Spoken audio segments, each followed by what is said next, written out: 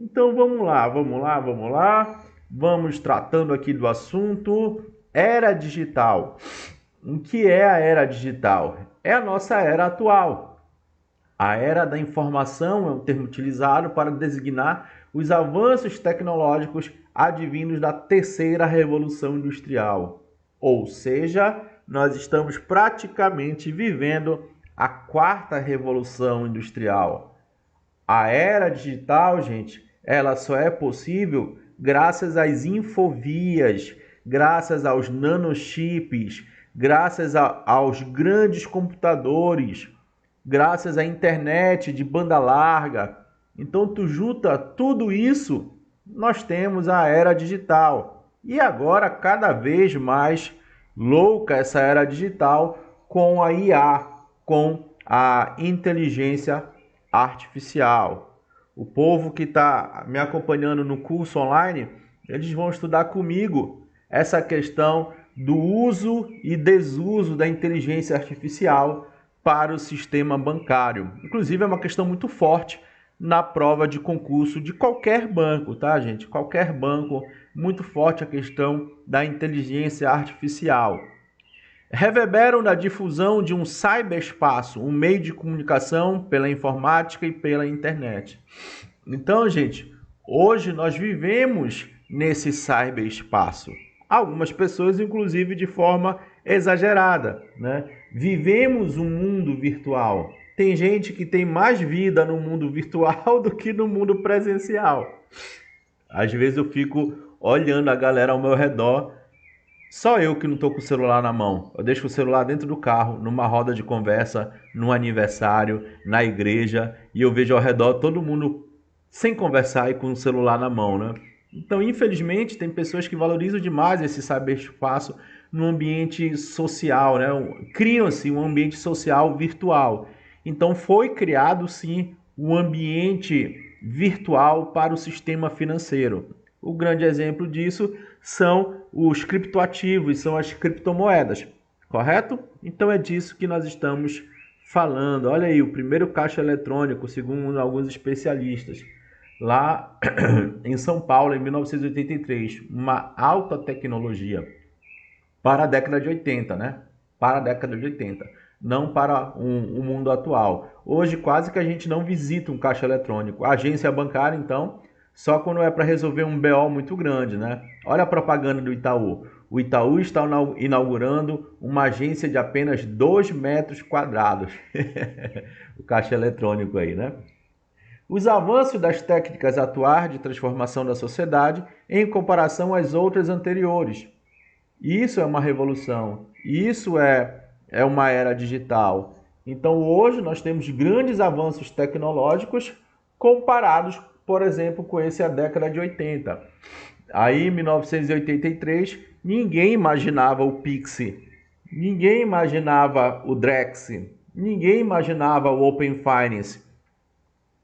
Então, a era digital emerge com uma substituição à era industrial. A era digital tenta ocupar o espaço daquilo que era visto como moderno na terceira revolução industrial, né? A terceira revolução industrial da criação dos computadores, da energia nuclear, né? Do uso do aço, do titânio. Então nós estamos mais à frente disso. Evoluímos mais tecnologicamente. E muitas das vezes essa inovação tecnológica, gente, é por conta do sistema capitalista, tá, gente? É para gerar mais lucro, é para diminuir os custos, etc. Né? E isso é muito claro no mundo bancário. Em tese, estaríamos passando por um ciclo de renovação de ideias, ações e pensamentos que marcaram a história e tudo isso chegou ao sistema financeiro bancário. Então, se a sociedade está se renovando, se a tecnologia está passando por inovações, renovações, o sistema financeiro bancário não seria diferente. Você que está chegando agora, a gente está assistindo essa primeira aula agora, existe uma anterior, veja aí no canal, eu fiz uma playlist, tá? Na primeira videoaula, para o concurso de bancos e para o concurso do BASA, eu falei sobre inovações, né? Falei sobre invenções de forma geral no mundo do marketing, da administração, que recaem, logicamente, no sistema bancário. Ok? Seguimos. A nova era dos bancos digitais. Olha aí os bancos clássicos. Itaú, Banco do Brasil, Bradesco, Santander. Eles tiveram que inovar ainda mais. O Itaú sempre teve essa pegada de inovação, né? O Bradesco também. Agora, os bancos públicos, né, estatais, também tiveram que correr atrás, porque senão perderiam clientes. Como no meu caso, eu era cliente do Banco do Brasil. Eu cancelei a minha conta do Banco do Brasil, até mesmo porque as tarifas eram altíssimas, e aí acabei abrindo uma conta digital, né? Tenho uma conta digital que eu adoro, inclusive, para ganhar milhas. Qualquer dia eu vou dar uma aula aqui de milhas para vocês. Comenta aqui quem quer uma aula de milhas. Vocês estão perdendo dinheiro, gente. Use o cartão de crédito de vocês de forma saudável. É muito bacana esse mundo das milhas. É uma das minhas áreas de investimento. Ser digital, antes de tudo, é uma questão, o quê? Cultural. É uma questão de vivência, é uma questão de experiência. O meu pai, que ele tem 66 anos, ele não quer viver nesse mundo digital. A minha mãe, que tem 65, ela já quer. Por quê? Porque ela viu que ela economizaria tempo, dinheiro, deslocamento para resolver algumas questões de banco. Então tem pessoas que são mais tradicionais, tem pessoas que não querem nem ter dinheiro em banco, geralmente a galera mais experiente, para não dizer mais velho, né? Aquele ato de guardar o dinheiro no colchão, o dinheiro acaba pegando mofo e estragando, né? Então ser digital é uma questão cultural. Muitos são contra por uma questão cultural, de vivência, de experiência de vida, mas de forma geral, gente, nós temos isso de forma positiva. O brasileiro, gente, ele gosta de abraçar inovações digitais, tá? Isso quem fala não sou eu, tá, gente? Pelo amor de Deus. O pobre e humilde com o professor humilde, professor Rogério, são especialistas na área de tecnologia, tá? Então, nessas inovações quanto ao sistema bancário, gradativamente o brasileiro ele vai aceitando, ele vai aderindo. Desculpa, gente, eu tô com uma virose braba, mas mesmo assim eu vim gravar essa aula aqui para vocês. Eu prometi para vocês toda semana uma aulinha, então toda semana vai ter uma aula aqui para vocês. Organizações passam pelo dilema de como se inserir na transformação e evoluir digitalmente. Outras estão se remodelando para se adaptar à nova era. Quem não se adaptar está fora do mercado. Então, várias organizações elas têm que se inserir nessa transformação digital. Quando nós falamos organizações, gente, não é só a organização do sistema bancário, é a organização de forma geral. O sistema educacional, né? O sistema de logística. A tendência é ser tudo digitalizado, tudo modernizado. Podemos pensar nas organizações tradicionais como sendo as clássicas carteiras de bolso. As organizações tradicionais são os bancos tradicionais aqui. Então vocês que estão me ouvindo aí, principalmente os homens, vocês ainda usam aquela carteira? Eu que nasci na década de 80, quando a gente era muito jovem, tinha uma galera que colocava bastante papel na carteira para ficar com a carteira tufada. Para quem observasse de longe, aquele cara ali tá com muito dinheiro. Olha que coisa idiota, né? Hoje em dia, gente, nem entra dinheiro na nossa carteira. Tá tudo no Pix, tá tudo no Nubank, né? Hoje, né, em nossos smartphones, já conseguimos inserir nossos cartões, fazer pagamentos, baixar aplicativo para consultar a carteira de motorista. Tá tudo digitalizado, né? A CNH agora é tudo virtual. O documento do nosso carro é tudo virtual. A conta de energia é virtual. Então, nós estamos vivendo essa era digital. Às vezes é difícil ensinar para o nosso filho o que era um mundo sem essa era digital, né? De você ficar trabalhando na internet discada, por exemplo. Meu Deus do céu. Quando falamos de banco moderno, que atende às necessidades que os clientes têm hoje, que se aproxima desses conceitos são as fintechs. Nós teremos uma aula, gente, só para falar de fintechs, tá bom? Mas são empresas, muitas das vezes, que surgiram de startups, de novas empresas e que logo tentaram ocupar um espaço, uma lacuna que os bancos tradicionais eles não conseguiam. Correto? Rapidamente, através de um banco, por exemplo, o Nubank, o C6 Bank, está aí como exemplos do lado direito. O Banco Inter é uma inovação de um banco que já existia, tá? Next, Nubank, são exemplos de bancos que surgiram de forma muito forte nessa era digital. Então, você baixa o aplicativo, né, faz o cadastro, faz a biometria e pronto. Você já tem até ali um limitezinho no cartão de crédito, você já tem uma conta em poucos minutos. Antigamente, como é que acontecia? Você tinha que ir numa agência bancária, né? Você tinha que levar o comprovante de renda, comprovante de residência. Para você abrir uma conta, você precisava de R$300, R$200. Tinha o mínimo para começar uma conta corrente. Tinha conta corrente, conta poupança de forma bem distinta. Então essas fintechs, esses bancos que já nasceram digitais, eles têm esses diferenciais de agilidade, segurança, sem tanta burocracia. Ok? Então esses bancos, essas fintechs, atuam na lacuna de mercado que não foi solucionada pelos bancos tradicionais, que estão tentando se adaptar. Hoje, 2024, né, a partir de 2024, podemos dizer, a partir, dos anos 2020 para cá, muitos dos bancos já se adaptaram, né? Uns de forma mais eficiente, outros de forma menos eficiente. Sem dúvida, os bancos precisam se reinventar, caso contrário, perderão espaço no mercado. Perderão espaço no mercado e perderão clientes. Perderão o quê? Din-din, dinheiro, né? Mudanças, muitas mudanças. Nas legislações ao redor do mundo, perda de mercado, a entrada de gigantes da tecnologia como Big Techs, né? Google, Facebook, Amazon no setor financeiro, representaram ameaças aos bancos tradicionais. Então, por isso que eles precisam correr atrás.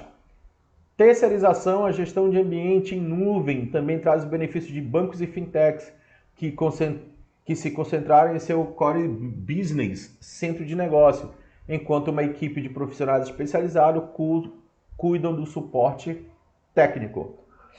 O que está dizendo aqui o slide, gente? É uma divisão de tarefas dentro dos bancos, dentro das agências. Tá? A questão de reserva não, deixa eu buscar a palavra correta, de coleta de dados, de armazenamento de dados. Antigamente os bancos precisavam de muito papel, né? Aqueles arquivos gigantescos.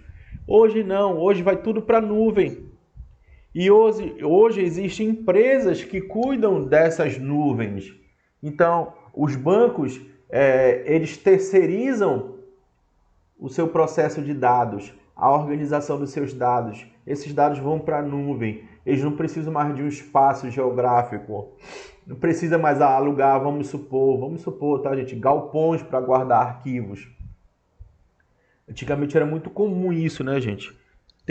Era necessário ter espaço, né?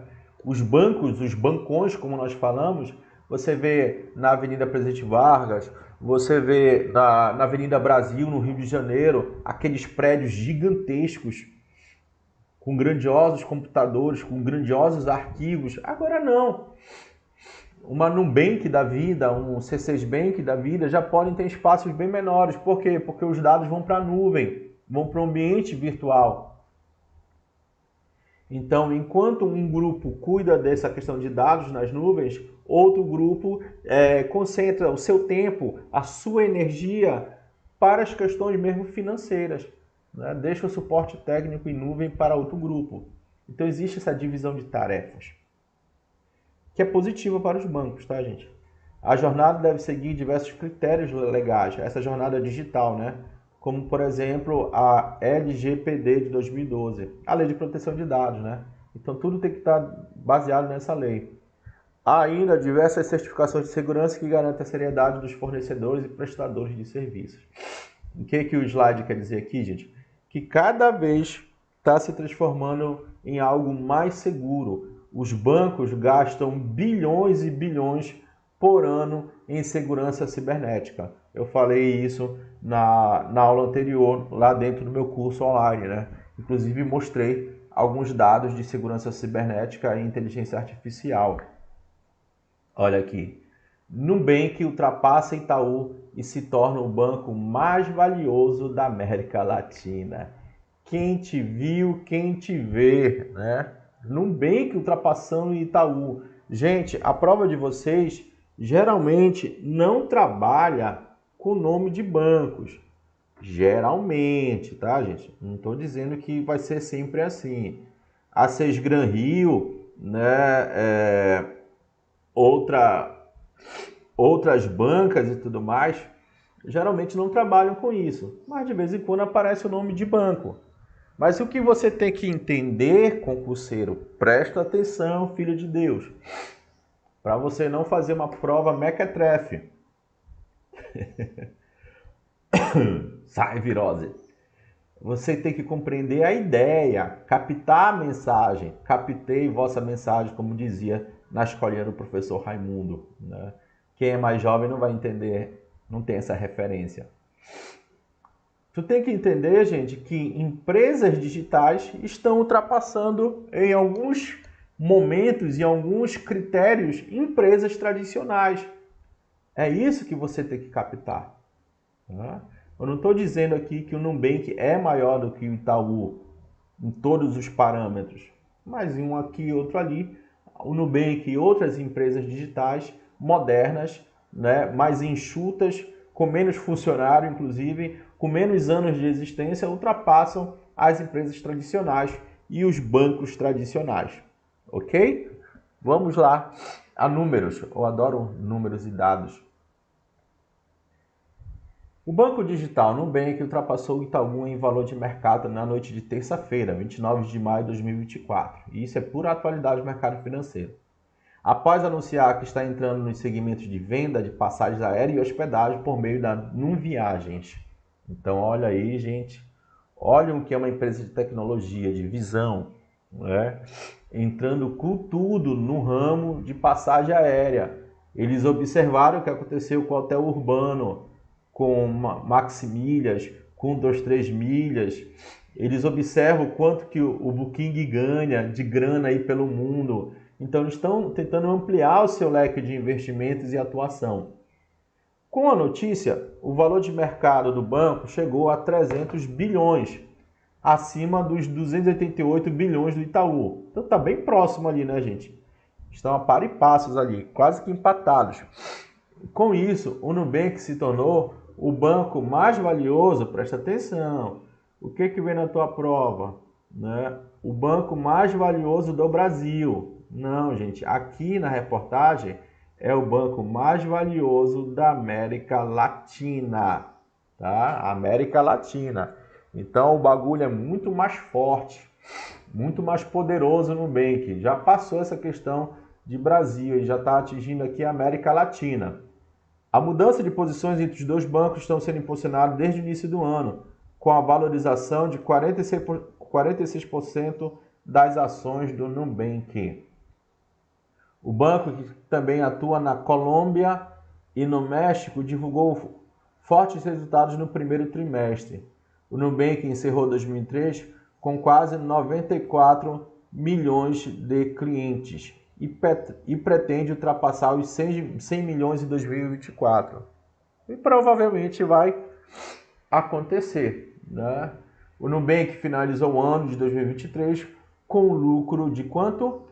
1 bilhão. Caraca, professor, 1 bilhão. Então é o banco que mais teve lucro nos últimos anos? Não, né, gente? Não. ele ainda é um bebê nessa questão de lucro, tá? 2020, 21, 22, 23, né?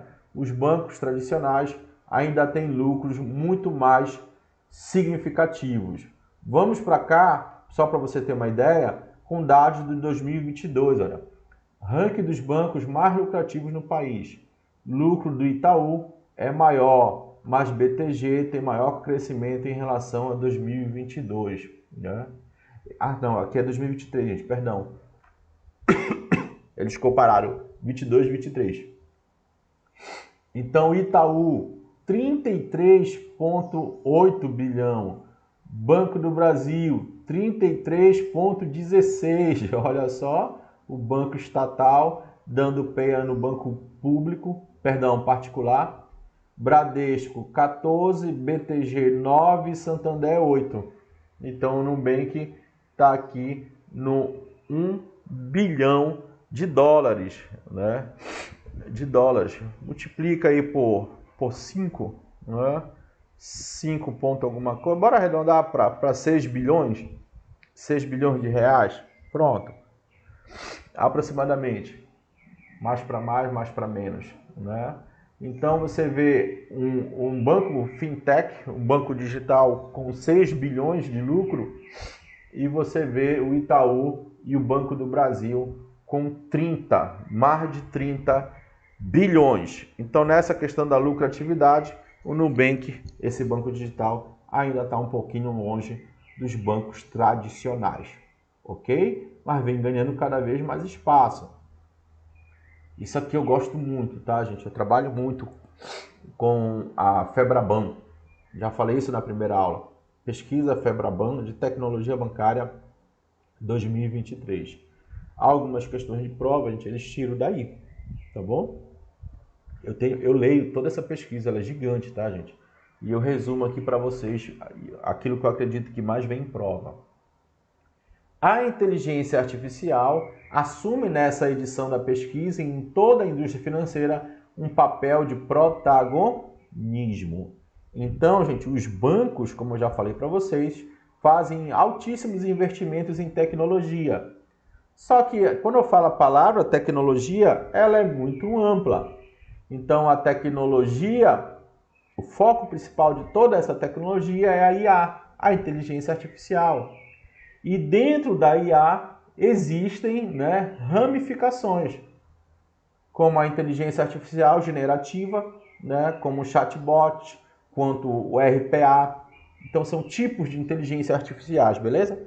Além das aplicações tradicionais, como a biometria facial, chatbot, RPA, a inteligência artificial generativa, a qual tem a capacidade de se tornar uma das tecnologias mais promissoras, disruptivas, transformadoras, que vão mudar a realidade quase que 100% da relação homem-máquina, cliente-banco, homem-tecnologia. Tem sido utilizado por metade dos bancos respondentes. Respondente o quê? Que responderam a pesquisa. Então, gente, a bola da vez é a Gen AI, né? O Gen AI. Vários especialistas falam de forma diferente, tá?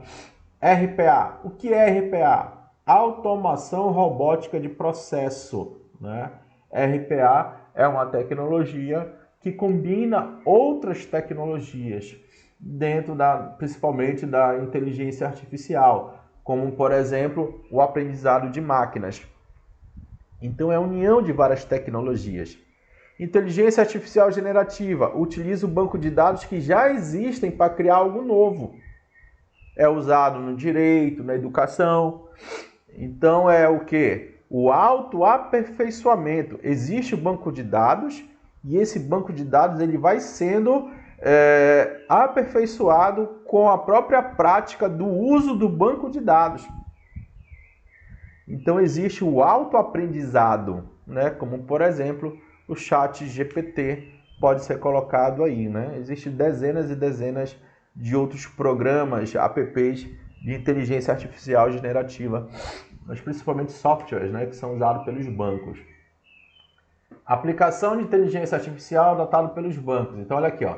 96% dos bancos respondem que possuem tecnologias de inteligência artificial. Dos bancos que foram pesquisados pela Febraban. 96%. Eu quero saber quem são esse 4% que hoje não usa inteligência artificial. Lá na pesquisa não aparece isso de forma clara. Eles estão ficando para trás, né? 54% dos bancos correspondem a possuir tecnologia generativa. Então, mais da metade estão usando essa alta tecnologia de inteligência artificial. Inteligência artificial já é alta tecnologia, né? Mas existe uma melhor, que é a generativa. Mesmo assim, gente, está aqui, olha, aplicações de inteligência artificial adotada pelos bancos. O que eles mais adotam é aqui, olha, na biometria facial e no chatbot, né? O que é o chatbot? Quando você começa a conversar com o atendente virtual e ali já tem respostas programadas. O que é a biometria facial? Que muitas das vezes você fica com raiva, né? Eu sou um. Eu escrevo lá, falar com o atendente, falar com o atendente, falar com o atendente. Mês passado eu tive um probleminha aí com uma companhia aérea e só era o chatbot que me atendia, eu ficava chateado. Até que eu consegui falar com a atendente depois de uns 20 minutos. A biometria facial geralmente está associada à segurança, né? E é engraçado às vezes que esses apps, eles pedem para a gente colocar o nosso rosto lindo ali, maravilhoso, e a gente está todo descabelado. E isso tudo para fazer uma transferência de Pix de R$5. Né? Então tá aí, gente, as principais áreas de aplicação da inteligência artificial segundo a Febraban, tá? Cuidado com isso em prova. Graças a Deus, gente, e a minha experiência, eu já não acerto mais a questão da prova, eu já acerto a resposta, pai. O bagulho é doido. Então presta atenção. Quando aparecer na tua prova isso daqui, biometria facial e chatbox, tu manda uma mensagem aqui e paga uma Heineken pro professor. Beleza? Professor, aquela questão que o senhor falou veio certinho lá na resposta. Alternativa letra C. Brincadeira aí. Já acertar a alternativa já é demais, né? Mas tá aí, gente. Pega pela palavra, tá, gente? Nós, professores experientes, trabalhamos pela palavra. Inteligência artificial, a palavra biometria facial, chatbot, essas palavras irão aparecer na sua prova. Amém? Amém. A aplicação de IA está alinhada com a busca das instituições bancárias pela inovação constante e melhoria das experiências dos clientes, garantindo maior grau de personalização, né? Com a inteligência artificial, os bancos conseguem oferecer melhores os serviços, porque cada um de nós existe uma característica financeira.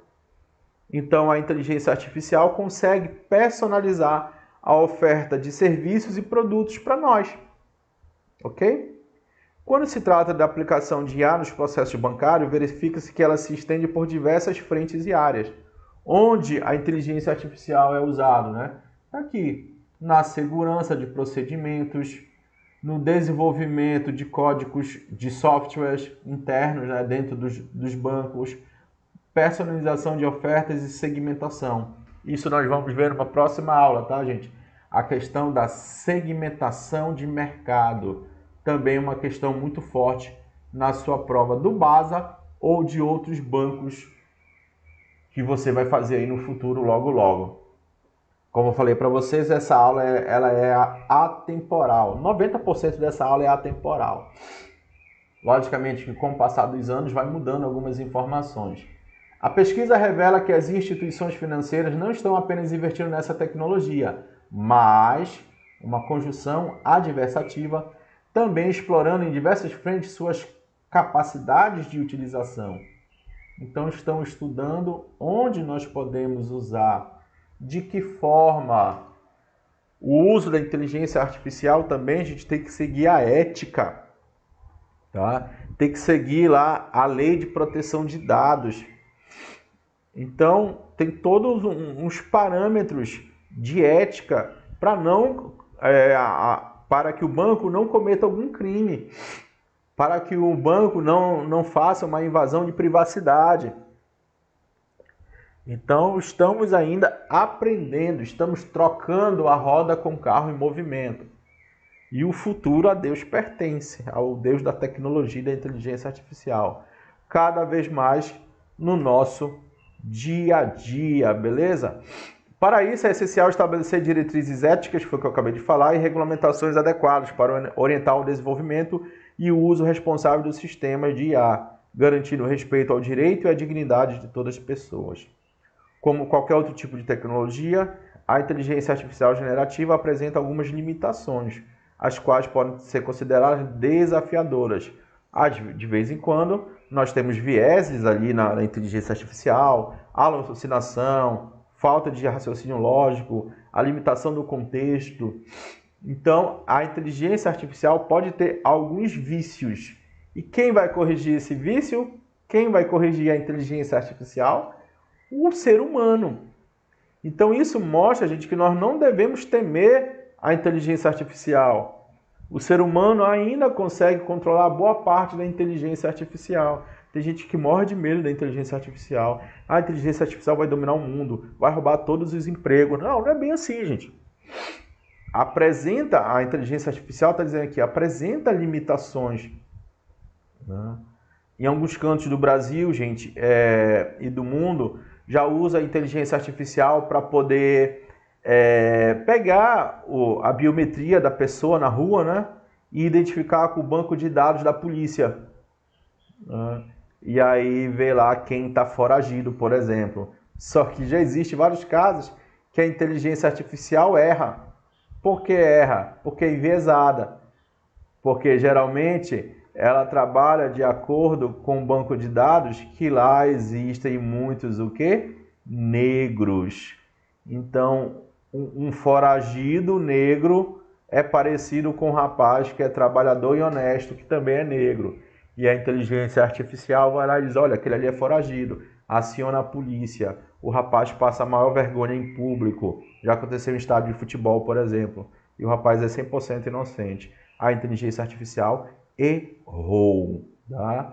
De acordo com os estudos, os desafios podem ser superados pela utilização da IA generativa em atividades em que o esforço para a geração de resultados é alto e que sua validação é relativamente simples.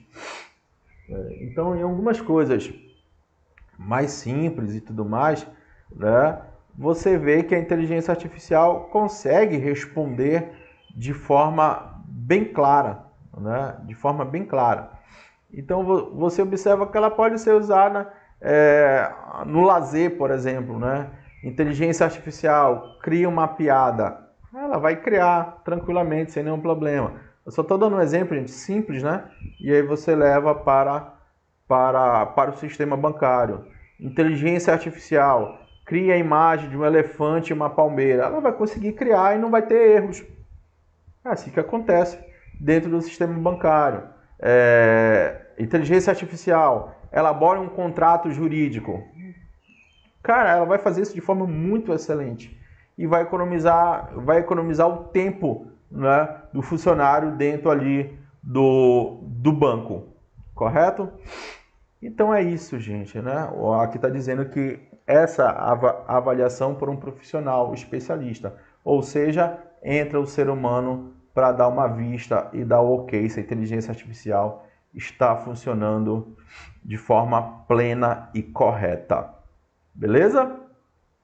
Bancos digitais. Os bancos digitais foram responsáveis por 62% de novas contas bancárias abertas em 2023 no Brasil, indica a pesquisa. Olha só, 62% de novas contas são digitais. No ano passado, cada instituição virtual abriu em média 233 contas, quanto os bancos tradicionais 128. Então estamos na frente aí, né? Os bancos digitais estão na frente. É isso que você tem que saber para sua prova, beleza? As contas mais abertas estão nos bancos digitais. As novas contas abertas. Quem abre maior número de contas por dia? O banco digital. Então lá na tua prova ele vai dizer o contrário, então vai ser a alternativa incorreta. O levantamento também aponta que os bancos digitais dobram de proporção entre a população bancarizada. Quem já está num ambiente de banco vai cada vez mais aderindo aos bancos virtuais. Quem já tem várias contas vai abrindo novas contas e prefere abrir nos bancos digitais. No meu caso, é um exemplo clássico, né?